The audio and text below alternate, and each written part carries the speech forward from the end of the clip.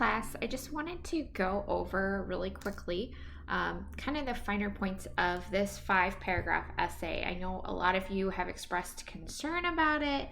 I know that English is not everyone's favorite subject. I think everybody either loves it or kind of hates it. So obviously, even though English is one of my favorite subjects, I completely understand that.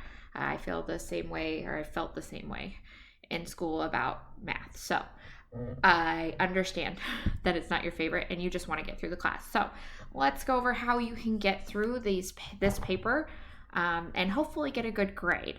I am grading based off of the rubric and the guidelines strictly. So if you have a solid 5-paragraph essay that covers all of the rubric requirements and the guidelines, then you should earn a good grade on that paper. Obviously, this is English 1, so I am just looking for this basic 5-paragraph essay. I recognize that this is not English 400. So if you look at this announcement that I have up right now, this is a breakdown of the quote-unquote secret to a great essay. And the reason we're focusing on this 5-paragraph format is because it is kind of the base of any good paper, regardless of what type of paper you're writing. So if you were to go outline a paper for any class, say you have to write a paper in a health class, you're going to go in and you have different requirements. However, you can still use this basic skeleton of format to build your paper. Even if it is a 30-page paper, you can still use this to build it. Obviously, it'll be more than 5 paragraphs, but it still follows this introduction, body, conclusion. So an introduction should always introduce your topic. Kind of tells your audience for this paper, this is you're analyzing whichever article you chose by whoever it is. They cover why evaluating AIs is important and the effects that they're having on our culture and our communities.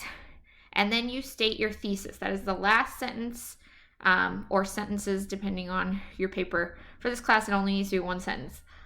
Is your last sentence in your introduction. This tells your audience exactly what you are covering. So this is why we've been doing, last week we did the main claim is this because point 1, 2, and 3. Well, literally, Gay says that going to the beach is disappointing and a hassle because there's sand everywhere. People are wearing weird attire and it's just not an enjoyable time for them. Okay, 3 key points. So look at this body, the body paragraphs here. So we've finished our conclusion. We move into our body paragraph. Each body paragraph covers one of those 3 key points. So whatever order you have it listed in your thesis is the order you should write about it. So your first paragraph, I use the example of dogs making good pets. Okay, so my example of a thesis is that dogs make excellent family pets due to their activity levels, their loving nature, and their ability to provide protection. So dogs make excellent family pets. That is my main claim. Their activity level, their loving nature, and their ability to provide protection. Those are my 3 key points. So the first key point is going to be that first body paragraph, that dogs are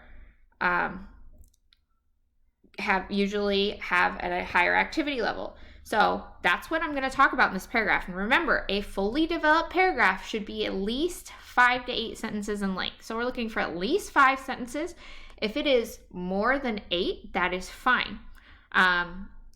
You want to avoid filling your paragraphs with large quotes though.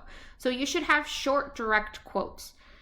So we talk a little bit in this class, not a lot, about the T method, the topic, evidence, and analysis. Let me pull up my drawing board here for a second. Hold on. Okay. So ignore this while I'm writing in the black boxes. Sorry, it's not changing colors. There we go. Okay.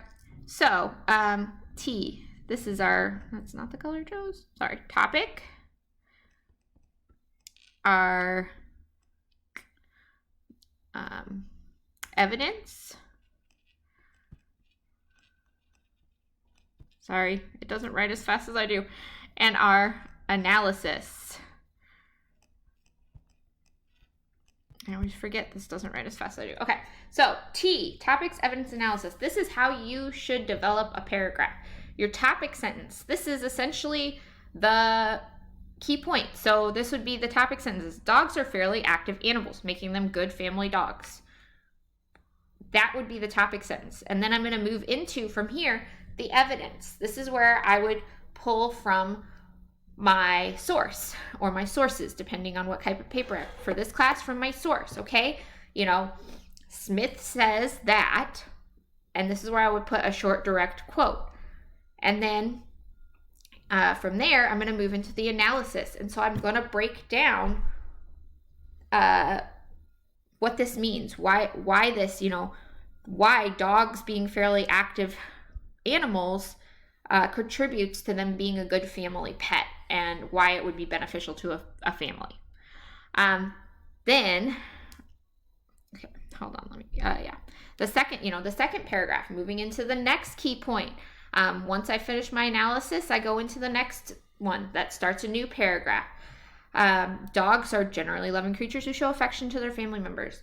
Okay, so again, this is my topic sentence. Then I'm going to provide a short, direct quote that I'm going to introduce it and integrate it into my paragraph to further support my point.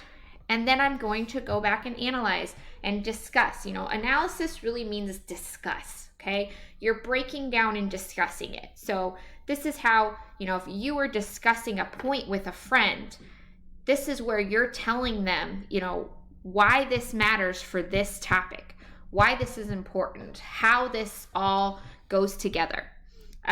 So finally, once we have, once we have finished our body paragraphs, we move into our conclusion.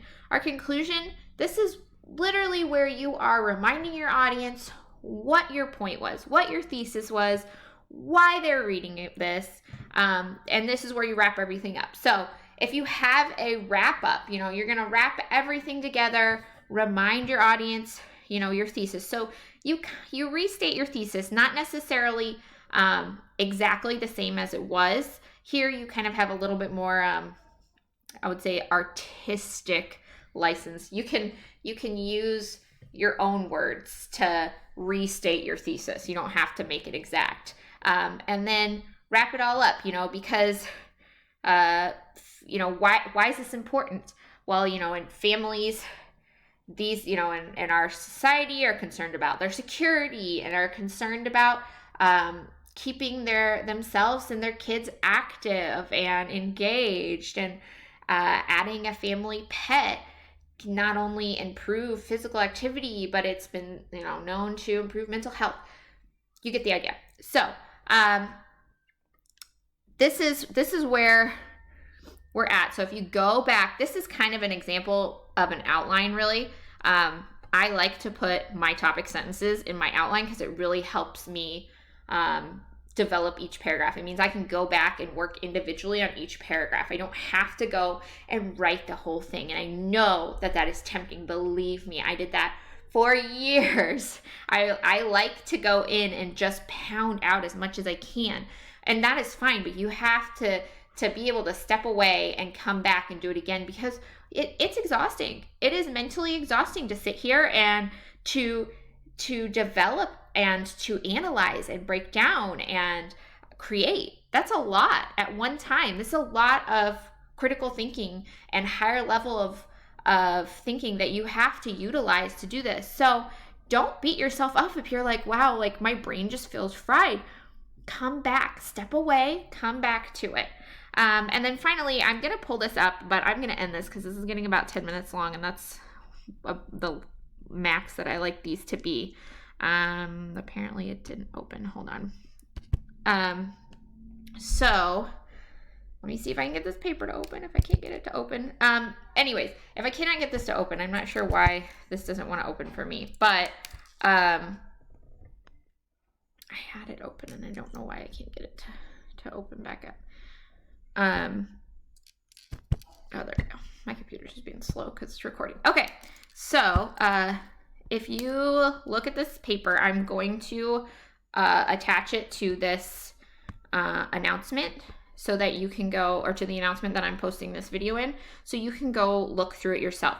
This is an example from terms ago, many terms ago. We used different papers, so you can feel free to read through it, but you won't be able to use it. It's a different article than we use in this class. So, but if you look at it, it's a great example of a solid 5-paragraph essay for this class. And then I have comments you can see on the right-hand side.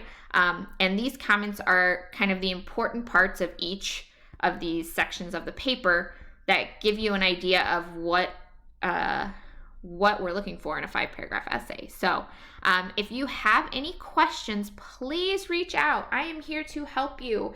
I try to respond to my email. I only get on my email about once a day.